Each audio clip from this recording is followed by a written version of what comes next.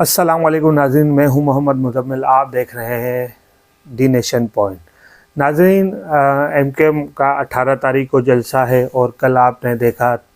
مکہ چوک کے قریب عائشہ منزل کے پاس ادھر ایم کیو ایم پاکستان اور پاکستان پیپلز پارٹی کے لوگوں کے بیچ کچھ جھڑپیں ہوئی، کچھ ان کے جھنڈا لگانے کے اوپر کچھ تنازع پھوٹ پڑے ہیں شہر قائد میں۔ اللہ ہمارے شہر قائد کو پاک اور صاف رکھے۔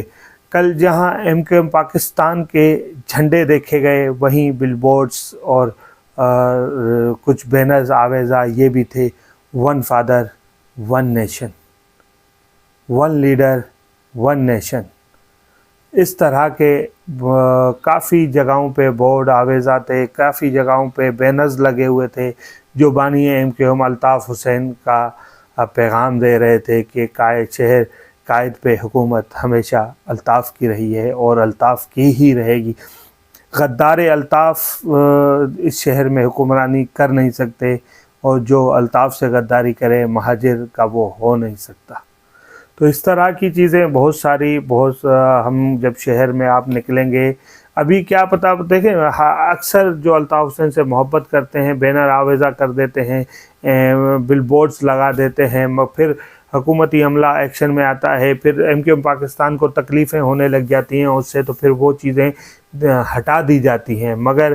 پھر کہیں سے وہ نکل کے آتے ہیں اور وہاں سے بل بورڈز آویزہ کر دیتے ہیں۔ اگر آپ جوہر کی طرف جائیں، آپ